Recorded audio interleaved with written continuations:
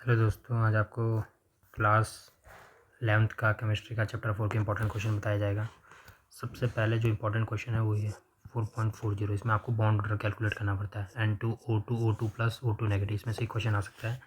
तो bond order बहुत important है, आपको बॉन्ड ऑर्डर निकालना चाहिए। इससे आप MOT थ्योरम से करेंगे, मॉलिकुलर ऑर्बिटल थ्योरी से।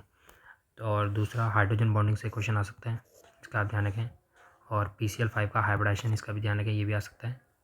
और ये O2 O2 O3 नेगेटिव, इसका बॉन्ड ऑर्डर और इसका मैग्नेटिक नेचर आ सकता है पेपर में कि डाई मैग्नेटिक है पैरामैग्नेटिक है। और जैसे ये आ सकता है क्वेश्चन कि MOT थ्योरम से बताया कि बेरिलियम 2 क्यों एग्जिस्ट नहीं करता है। और ये क्वेश्चन और बनता है यहाँ पर से कि हीलियम 2 भी क्यों एग्जिस्ट नहीं करता है। अभी आपको बताएंगे, जब हम थ्योरी में चलेंगे तब आपको बताएंगे सारा का सारा। दूसरा एक आ सकता है क्वेश्चन कि सिग्मा बॉन्ड और पाई बॉन्ड में क्या डिफरेंस होता है। और हाँ, ये वाला क्वेश्चन आ सकता है कि इसमें कितने बॉन्ड होते हैं और कितने सिग्मा बॉन्ड होते हैं इस टाइप के। तो मैं आपको बता दूं, अगर हम सिंगल बॉन्ड है तो हमेशा सिग्मा बॉन्ड होगा, अगर डबल बॉन्ड है तो एक सिग्मा बॉन्ड होगा और एक पाई बॉन्ड होगा, और अगर 3 बॉन्ड है तो एक सिग्मा होगा और 2 पाई होंगे। इस बात का ध्यान रखें। जैसे मैं आपको एग्जाम्पल बताऊँ, ये है C2H2, तो ये है C2H2। तो C2H2 का अगर मैं स्ट्रक्चर बनाऊँ, इसको बोलते हैं इथाइन। तो इसका स्ट्रक्चर बनाए C ट्रिपल बॉन्ड CH। तो चलो गिनते हैं कितने सिग्मा बॉन्ड है कितने पाई बॉन्ड है। एक सिंगल बॉन्ड होगा तो हमेशा सिग्मा होगा, सिंगल बॉन्ड है तो सिग्मा होगा। यहाँ पर 3 बॉन्ड है तो क्या होगा, एक सिग्मा होगा और 2 पाई होंगे। तो टोटल कितने सिग्मा बॉन्ड है, 1 2 3, तो 3 सिग्मा बॉन्ड हो गए। और पाई बॉन्ड कितने हो गए, 2 पाई बॉन्ड हो गए। ऐसे आपको करना है। जैसे एक और क्वेश्चन है C2H4, ये है इथीन। C2H4 का बनाते हैं, ये है इथीन। तो इसमें बोलेगा नंबर ऑफ सिग्मा बॉन्ड और पाई बॉन्ड गिनिए, MCQ में आ सकता है। तो सिंगल बॉन्ड होगा तो हमेशा सिग्मा सिग्मा सिग्मा सिग्मा, और यहाँ पर डबल बॉन्ड है तो एक सिंगल बॉन्ड सिग्मा होगा, दूसरा वाला पाई होगा। तो आपको बस ये ट्रिक याद रखनी। तो कितने सिग्मा हो गए, 1 2 3 4 5, 5 सिग्मा बॉन्ड हो गए। और पाई बॉन्ड कितने हो गए, एक पाई बॉन्ड हो गया। तो ये आपको ऐसे ध्यान रखना। तो ये आ सकता है पेपर में कि कितने सिग्मा बॉन्ड है कितने पाई बॉन्ड है। और अच्छा हाँ, इसमें ये भी आ सकता है कि फॉर्मेशन ऑफ डबल बॉन्ड और ट्रिपल बॉन्ड बताइए बिटवीन इथीन और इथाइन। तो ये अभी मैं आपको थ्योरी में बताऊंगा, वहाँ से मिल जाएगा वो। जैसे अगर ये क्वेश्चन है तो इसमें बोल रहा है कि BF3 और NH3 आपस में रिएक्ट करके एक कंपाउंड बना रहे हैं। तो कह रहा है कि इसमें क्या हाइब्रिडेशन में कोई चेंज है, अगर चेंज है तो क्या चेंज है। तो देखिए मैं आपको बताता हूँ कि क्वेश्चन को, एक मिनट यहाँ पर करते हैं। जैसे ये B है तो यहाँ पर ये क्या होता है, H H H। अभी ये जो B का हाइब्रिडेशन है वो है sp2। कैसे, ट्रिक क्या है इसमें, कितने सिग्मा बॉन्ड है, 3 सिग्मा बॉन्ड है, 1 2 3। तो हाइब्रिडेशन कितना हो जाएगा इसका, sp2। अच्छा, अभी अमोनिया का स्ट्रक्चर पता होना चाहिए आपको। यहाँ पर एक लॉन पेयर होता है। अच्छा, इसका हाइब्रिडेशन क्या होता है, हाइब्रिडेशन कैसे निकालते हैं, sigma bond plus lone pair, 1 2 3 4। तो 4 है तो इसका क्या हो जाएगा, sp3। P के 3 और इसका 1, टोटल 4 हो गया। तो इसका हाइब्रिडेशन होगा sp3। अब देखिए खास बात है, अब क्या होता है, इसमें एक ऑर्बिटल खाली होता है, एक ऑर्बिटल जो होता है खाली पड़ा रहता है। तो क्या होता है, इसके पास इलेक्ट्रॉन की कमी होती है, और ये इलेक्ट्रॉन क्या है, इसमें इलेक्ट्रॉन ज़्यादा लोन पेयर। तो ये क्या करता है, अपने लोन पेयर क्या कर देता है, नाइट्रोजन इसको क्या कर देता है, डोनेट कर देता है। तो इनके बीच में एक बॉन्ड बन जाता है जो इस टाइप से होता है, BH H, इससे में लग जाएगा, ये हो जाएगा N, ऐसे हो जाएगा H H H। तो कह रहा है कि हाइब्रिडेशन में कोई चेंज आए। तो देखिए क्या B के हाइब्रिडेशन में कोई चेंज आए, देखते हैं। 1 2 3 4, अब इसके 4 बॉन्ड हो गए तो इसका हाइब्रिडेशन अब sp2 से क्या हो गया, sp3 हो जाएगा। अच्छा, इसके हाइब्रिडेशन में कोई चेंज, 1 2 3 4 नहीं, इसके उसमें वही रहेगा sp3। तो बोरोन का जो हाइब्रिडेशन है वो sp2 से कितना हो गया, sp3 हो गया। पर जो नाइट्रोजन है उसका हाइब्रिडेशन पहले भी sp3 था और अभी क्या sp3 है। तो अगर आपको डिटेल वीडियो चाहिए इस पर एक्सप्लेनेशन का तो मुझे बता देना, तो मैं आपके लिए अपलोड कर दूँगा। अच्छा, नेक्स्ट क्वेश्चन है, इसमें भी कह रहा है आपको कि क्या हाइब्रिडेशन में कोई चेंज आया। देख सकते हैं, देखो ये Al है, इसमें 3 क्लोरीन है, Cl और Cl। तो 3 क्लोरीन है तो 1 2 3, तो 3 के लिए इसका हाइब्रिडेशन क्या हो जाएगा, sp2। 2p 1, तो 2 + 1 3 हो जाएगा। तो हाइब्रिडेशन क्या हो जाएगा, sp2। अच्छा, इसमें क्लोरीन लग गया तो ये बन गया AlCl4 नेगेटिव। तो ये हो जाएगा AlCl Cl Cl और Cl, इस पर होल नेगेटिव। तो अब 1 2 3 4 बॉन्ड हो गए तो इसका हाइब्रिडेशन हो जाएगा sp3। डिटेल सोल्यूशन मैं आपको बाद में बता दूंगा, अभी मैं आपको बस वैसे ही नॉर्मल बता रहा हूँ सोल्यूशन। तो ये इंपॉर्टेंट क्वेश्चन है, एक तो समझ गए होंगे आप। एक ये क्वेश्चन भी बहुत इंपॉर्टेंट है। नेक्स्ट क्वेश्चन जो है वो ये है, NH3 और NF3 में से किसका डायपोल मोमेंट हाई होता है, क्यों होता है। ये बहुत स्टार मार्क क्वेश्चन, ये भी बुक में बताऊंगा मैं आपको। पहले मैं आपको बता रहा हूँ कौन सा इंपॉर्टेंट क्वेश्चन। अच्छा नेक्स्ट क्या हो सकता है, अच्छा रेजोनेंस स्ट्रक्चर भी आ जाता है, जरा उसकी प्रैक्टिस कर लिया। रेजोनेंस स्ट्रक्चर भी आ सकता है पेपर में, तो भी बड़ा इंपॉर्टेंट है, और ये छोटी मोटी डेफिनेशन है तो आप कर ही सकते हैं, इसको तो खुद ही देख लेना अपने हिसाब से। चलो अब नेक्स्ट टॉपिक पे चलते सीधा मुद्दे में। तो सबसे पहले यहाँ पर अगर हम थ्योरी में चले तो सबसे जो मोस्ट इंपॉर्टेंट टॉपिक है जहाँ से क्वेश्चन बनता है वो है हाइड्रोजन बॉन्डिंग। हाइड्रोजन बॉन्डिंग होता क्या है, ये बहुत इंपॉर्टेंट है। हाइड्रोजन बॉन्डिंग आपको एक वर्ड याद है ना, फोन, एफ से फ्लोरीन, ओ से ऑक्सीजन, एन से नाइट्रोजन। कहीं भी अगर आपको इनमें से तीन एक एलिमेंट दिख जाए तो वहाँ चांसेस होते हैं कि क्या हुआ, हाइड्रोजन बॉन्डिंग बनने के चांसेस होते हैं। ऐसा क्यों होता है, देखिए मैं आपको एक एग्जांपल देता हूँ। ये है एच एफ और एच एफ तीनों अलग अलग मॉलिक्यूल है हाइड्रोजन फ्लोराइड के, तीनों अलग अलग मॉलिक्यूल। अब क्या होता है, फ्लोरीन जो होता है इलेक्ट्रोनेगेटिव होता है, मतलब वो इलेक्ट्रॉन को अपनी ओर खींचने की कोशिश करता है, जिससे इस पर पार्शियल नेगेटिव आ जाएगा, इस पर पार्शियल, ऐसे इसमें भी क्या करेगा, अपनी तरफ खींचेंगे, इस पर पार्शियल नेगेटिव आ जाएगा, इस पर पार्शियल पॉजिटिव, इस पर पार्शियल पॉजिटिव आ जाएगा, इस पर पार्शियल नेगेटिव। तो क्या होगा कि जो ये इस वाले मॉलिक्यूल का फ्लोरीन है और इस वाले मॉलिक्यूल का जो ये हाइड्रोजन है, ये माइनस प्लस एक दूसरे को क्या करेंगे, अट्रैक्ट करेंगे। ऐसे इस वाले मॉलिक्यूल का फ्लोरीन और इस वाले मॉलिक्यूल का हाइड्रोजन एक दूसरे को क्या करेंगे, अट्रैक्ट करेंगे। तो ये जो अट्रैक्टिव फोर्स होता है, ये फोर्स है, एक्चुअली में बॉन्ड नहीं है। हाइड्रोजन बॉन्ड एक फोर्स होता है जो कि कैसा फोर्स होता है, अट्रैक्टिव फोर्स होता है। और ये जो अट्रैक्टिव फोर्स होता है इसी को हम क्या बोलते हैं, हाइड्रोजन बॉन्ड। यही हमारा क्या है, हाइड्रोजन बॉन्ड। तो हाइड्रोजन बॉन्ड कोई बॉन्ड नहीं बल्कि एक फोर्स होता है। अगर आपको कोई बोले हाइड्रोजन बॉन्ड कैसा बॉन्ड होता है, आयनिक कोवेलेंट, तो आपको बोलना हाइड्रोजन बॉन्ड एक्चुअल में कोई बॉन्ड नहीं बल्कि क्या है, एक फोर्स है। तो कई बार डेफिनेशन आता है व्हाट इज हाइड्रोजन बॉन्ड, तो बहुत ही इंपॉर्टेंट है, आपको ये डेफिनेशन पूरी याद होनी चाहिए। Hydrogen bond can be define as attractive force. कैसा फोर्स होता है, अट्रैक्टिव फोर्स होता है, which bind hydrogen atom of one molecule with the electronegative atom of another molecule. देखिए यहाँ पर याद रखेगा FON, फोन, तो ये याद रखना। अच्छा हाइड्रोजन बॉन्ड भी दो टाइप के होते हैं, ये भी आपको याद है ना, टाइप्स ऑफ हाइड्रोजन बॉन्ड जाता है। एक आता है इंटरमोलिकुलर और एक आ जाता है इंट्रामोलिकुलर। अच्छा इंटरमोलिकुलर हाइड्रोजन बॉन्डिंग में क्या होता है, दो अलग अलग मॉलिक्यूल के बीच में, देखिए it is found between two different molecules of the same and different compounds. जैसे HF अभी मैंने बताया, दो अलग अलग मॉलिक्यूल के बीच में जो ये बॉन्ड बन रहा है, ये इसको हम बोलते हैं इंटरमोलिकुलर हाइड्रोजन बॉन्डिंग। अच्छा इंटर क्या होता है, inter it is a form between when hydrogen atom is in between the two highly electronegative element present within the same molecule. Intramolecular क्या होता है, एक ही same within the same molecule के बीच में, देखिए पूरा एक मॉलिक्यूल है, ये NO2 यहाँ पर इसका ऑक्सीजन है और ये दूसरा OH है, तो इनके बीच में जो ये हाइड्रोजन बॉन्ड है एक ही मॉलिक्यूल के बीच, ये पूरा एक ही मॉलिक्यूल है। तो विद इन द मॉलिक्यूल जो हाइड्रोजन बॉन्ड होता है उसको हम कहते हैं इंट्रामोलिकुलर, और जो दो अलग अलग मॉलिक्यूल के बीच में रहता है उसको हम कहते हैं इंटरमोलिकुलर। तो ये भी बहुत इंपॉर्टेंट है, तो ये आप याद रखें, ये आ सकता है पेपर में क्वेश्चन। उसका नेक्स्ट बहुत इंपॉर्टेंट टॉपिक है जहाँ से क्वेश्चन बनता है वो है हमारा मॉलिक्यूलर ऑर्बिटल थ्योरी। तो मॉलिक्यूलर ऑर्बिटल थ्योरी में आपको क्या करना है, देखिए आपको ये याद रखना है, ये रूल याद रखना किसी भी तरीके से कि कैसे फिल किया जाता है, कि किस तरीके से, जैसे 1s 2s होता है एटॉमिक ऑर्बिटल फिल करते हैं, वैसे ही हम ऐसे मॉलिक्यूलर ऑर्बिटल फिल करते हैं। तो ये किसके लिए होता है आपको ध्यान रखना है, ये है O2 और F2 के लिए, sigma 1s, sigma star 1s, sigma 2s, sigma star 2s। तो ये आपको याद रखना, ये बहुत इंपॉर्टेंट है। अगर आपको डिटेल्स एक्सप्लेनेशन चाहिए तो मैं आपको डिटेल एक्सप्लेनेशन आप कमेंट सेक्शन में बता सकते हैं, मैं आपको डिटेल्स पूरा टॉपिक पूरा चैप्टर करा दूँगा। और दूसरा है ये, अच्छा दोनों में क्या फ़र्क है बताते हैं। देखो ये जो एनर्जी लेवल का मॉलिक्यूलर ऑर्बिटल का सीक्वेंस है, ये किसके लिए, सिर्फ O2 और F2 के लिए, याद है ना। O2 और पेपर में F2 के लिए आएगा तो ये वाला यूज़ करेंगे आप, और Li2, hydrogen, beryllium, boron, carbon, nitrogen, अगर ये आता है तो इनके लिए आप ये वाला यूज़ करेंगे। अब दोनों में फ़र्क क्या, देखिए यहाँ पर सिग्मा 2pz पहले और यहाँ और पाई 2px ये बाद में, बट इसमें देखिए इसमें क्या है, सिग्मा 2πz बाद में है और ये पाई 2x वाला पहले है, तो इस दोनों में ये है। तो याद रखना O2 और F2 के लिए अगर आप पेपर में आ गए तो ये वाला यूज़ करेंगे आप, तो और बाकियों के लिए ये वाला यूज़ करेंगे आप, तो इसके लिए बहुत ध्यान रखें।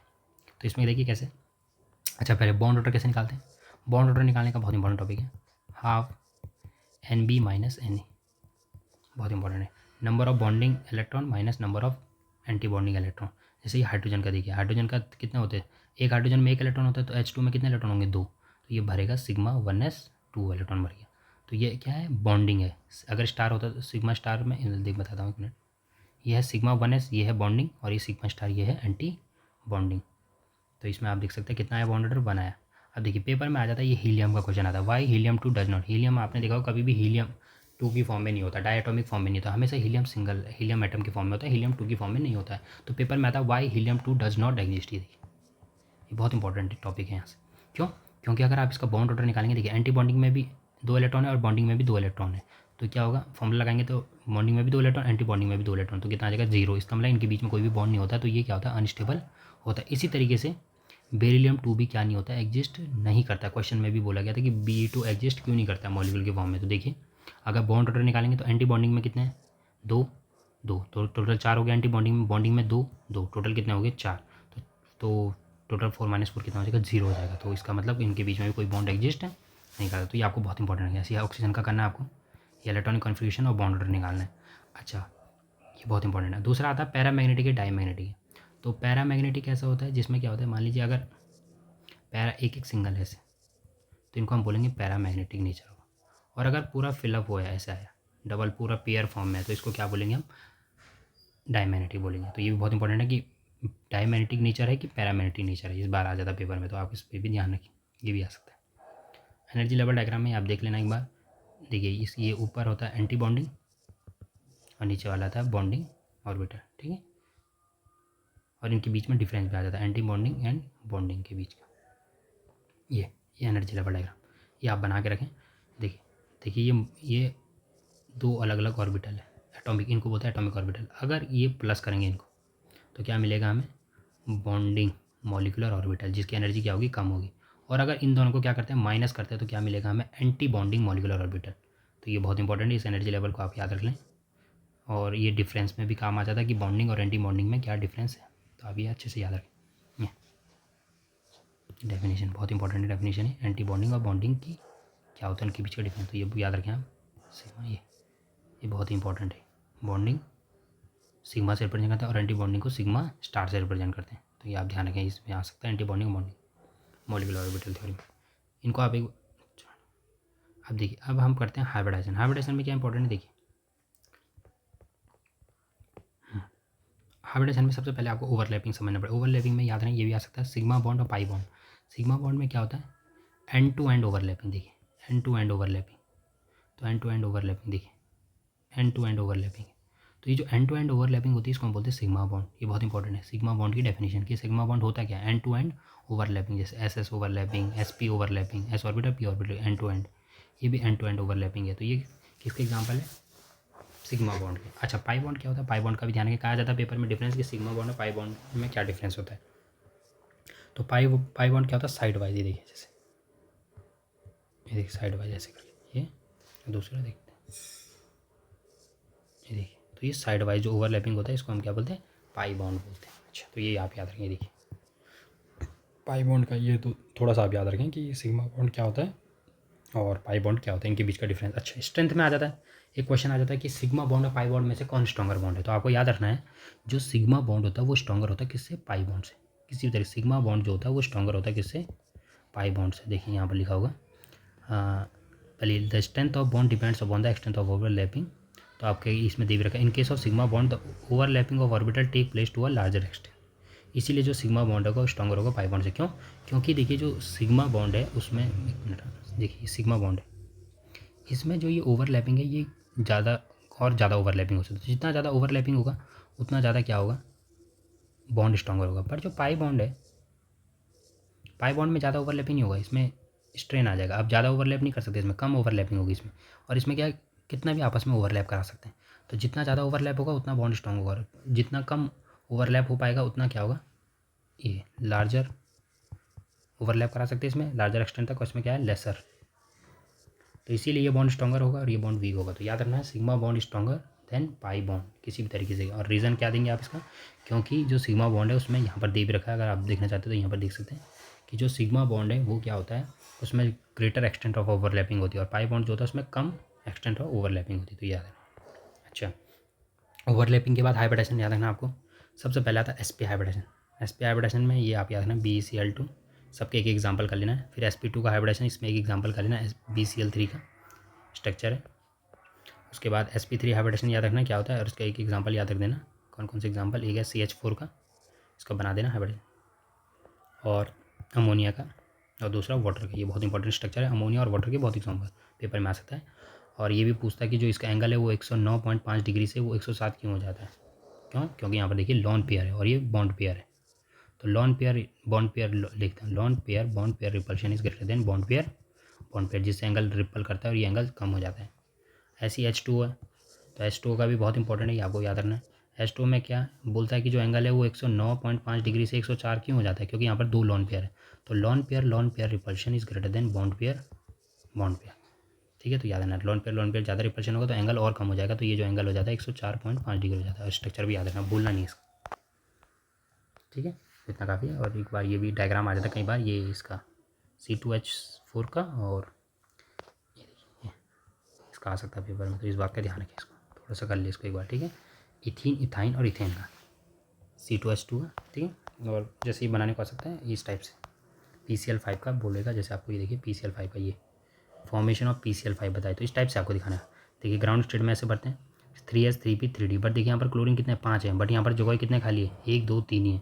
तो क्या होगा, यहाँ से जो ये फॉस्फोरस है ये एक्साइटेड स्टेट में जाएगा और इलेक्ट्रॉन यहाँ से यहाँ जंप कर लेगा। देखिए तो अब 5 ऑर्बिटल खाली हो गए, तो ये आपस में हाइब्रिडाइज हो जाएंगे। तो देखिए कितने, ये 5 हाइब्रिड ऑर्बिटल। इसका हाइब्रिडाइजेशन क्या होगा, देखो एक S का 1 है, P के 3 है और D का 1, तो इसका हाइब्रिडाइजेशन होगा sp3d। तो बहुत इंपॉर्टेंट है, याद रखना PCl5। और दूसरा होता है SF6 का, ये भी याद रखें, SF6 का भी ये बहुत इंपॉर्टेंट टॉपिक है, इसका भी बना करें। अच्छा, ये भी कई बार आ जाता है कि देखिए, जब ये देखिए इसको बोलते हैं हम, ये होता है इक्वेटोरियल बॉन्ड और एक होता है एक्सियल बॉन्ड। अगर आप इसका स्ट्रक्चर देखेंगे PCl5, तो यहाँ पर एक बहुत इंपॉर्टेंट लाइन होती है कि 1 सेकेंड, यहाँ पर ये पूछता है कि जो एक्सियल बॉन्ड होते हैं वो स्लाइडली लॉन्गर क्यों होते हैं। तो ये बहुत इंपॉर्टेंट है कि एक्सियल बॉन्ड जो होते हैं वो लॉन्गर होते हैं किससे, इक्वेटोरियल बॉन्ड से। तो यहाँ पर मैंने मार्क कर दिया, आप इसे रीड कर लें। डिटेल एक्सप्लेनेशन चाहिए होगा तो मुझे बता देना, मैं आपको डिटेल एक्सप्लेनेशन हर एक टॉपिक की वीडियो बना दें। हम नेक्स्ट टॉपिक पे चलते हैं। हाँ, नेक्स्ट टॉपिक में क्या वही है फिर से, ये SO2 का स्ट्रक्चर कैसा होता है, बैंड स्ट्रक्चर। ये NS3 का स्ट्रक्चर कैसा होता है, ट्राइगोनल पिरामिडल। ये याद रखें, इनका नाम याद रखें कि इसका जो शेप होता है वो कैसा होता है NH3 का। तो यहाँ पर देखिए लॉन पेयर है, लॉन पेयर और ये बॉन्ड पेयर, ये बॉन्ड पेयर, ये लॉन पेयर। तो lone pair bond pair repulsion जो होता है ग्रेटर होता है किससे, बॉन्ड पेयर से, जिससे जो ये एंगल है ये क्या हो जाता है 109 से। होना कितना चाहिए था, 109 होना था, पर 109 से कितना हो जाएगा 107। इसका रीज़न यही है, देखो यहाँ पर लिख भी रखा है, ये आप डिटेल। H2 का भी आ सकता है, तो बहुत इंपॉर्टेंट है H2 का भी याद है। इसका स्ट्रक्चर कैसा होता है, बैंड स्ट्रक्चर होता है। इसका एंगल कितना हो जाता है 104.5 डिग्री, क्योंकि इसमें दो लॉन पेयर है। तो lone pair repulsion greater than lone pair bond pair, और सबसे कम होता है बॉन्ड पेयर। तो याद है, ये लिख देना आप, इसमें नंबर मिल जाएंगे आपको। इसके बाद आपको ये स्ट्रक्चर याद रखना है कि 2 बॉन्ड होंगे तो कैसा होगा, 3 बॉन्ड होंगे तो कैसा होगा, 4 बॉन्ड का स्ट्रक्चर कैसा होगा। तो ये याद है, T shape, seesaw, square planar. तो ये बहुत इंपॉर्टेंट चार्ट है, इसमें आपको हर एक स्ट्रक्चर याद रखना है कि किसका कैसा स्ट्रक्चर होता है। ये सारे स्ट्रक्चर याद है देना, एक बार करोगे प्रैक्टिस तो प्रैक्टिस हो जाएगी। 2 बॉन्ड होंगे तो लीनियर, 3 बॉन्ड होंगे तो ट्राइगोनल प्लेनर, 4 बॉन्ड होंगे तो टेट्राइडल, 5 बॉन्ड होंगे तो ट्राइगोनल बाइपिरामिडल, SF6 मतलब कैप्टाइड। ठीक है, तो और ये देखिए मैं बोल रहा था ना, क्वेश्चन में भी था कि NH3 और NF3 में से किसका डायपोल मोमेंट ज़्यादा होता है। यहाँ पर ध्यान से लिखा है कि NH3 क्या डायपोल मोमेंट देखो कितना है 4.90, और इसका डायपोल मोमेंट कितना है 0. तो NH3 का डायपोल मोमेंट क्या होता है, ज़्यादा होता है किससे, NF3 से। और ये डायग्राम बनाना भी बहुत ज़रूरी है, तभी आपको मार्क्स मिलेंगे पेपर में। तो इसमें देख सकते हैं आप, जो इसमें नेट डायपोल मोमेंट है वो अपवर्ड है, बट इसमें देखिए इसमें एक डायपोल मोमेंट ऊपर का है और दूसरा डायपोल मोमेंट नीचे का है, तो ये अपोज कर रहा है, इसीलिए इसका डायपोल मोमेंट क्या हो गया, कम होगा, और इसका डायपोल मोमेंट क्या होगा, ज़्यादा होगा। ठीक है, तो ये कितना हो गया। अच्छा, एक क्वेश्चन और था एनसीईआरटी बुक में कि जो BeF2 है उसका डायपोल मोमेंट 0 क्यों होता है। तो देखिए अगर आप इसकी BF की ज्योमेट्री देखें, इधर से BF, तो फ्लोरीन ज़्यादा इलेक्ट्रॉन है तो वो इधर को खींचेगा, और इधर वाला फ्लोरीन क्या करेगा, इधर को खींचेगा। तो दोनों क्या करेंगे, वेक्टर क्वांटिटी होती है डायपोल मोमेंट, तो दोनों एक दूसरे को कैंसिल करेंगे, तो डायपोल मोमेंट कितना हो जाएगा, 0 हो जाएगा ड्यू टू ज्योमेट्री। ऐसे ही BF3 का भी ज्योमेट्री की वजह से डायपोल मोमेंट कितना हो जाएगा, 0 हो जाएगा। तो पेपर में क्या है, डायपोल मोमेंट की देखिए ये रहा फॉर्मूला, और इसकी ये जो ऐसा यूनिट है ये रहा। तो इतना काफ़ी है। और एक आप ये रेजोनेंस स्ट्रक्चर बनाना जरूर सीख लें, CO3 नेगेटिव का ये रेजोनेंस स्ट्रक्चर, ये पेपर में आ सकता है, रेजोनेंस स्ट्रक्चर और CO2। तो मेरे को लगता है इतना काफ़ी है। तो अगर आपको कुछ और इम्पोर्टेंट पूछना हो तो आप कमेंट सेक्शन में पूछ सकते हैं, तो मैं आपको बता दूँगा। ये लूज स्ट्रक्चर भी कर ले थोड़ा सा, इसका भी ध्यान रखें। तो आज के लिए इतना काफ़ी, और अगर आपको दूसरे चैप्टर की इंपॉर्टेंट क्वेश्चन हो वो चाहिए तो मुझे बता देना, और अगर आपके इसके डिटेल सोल्यूशन या डिटेल में एक्सप्लेनेशन चाहिए तो मुझे बता देना, मैं आपको डिटेल एक्सप्लेनेशन भी बता दूँगा।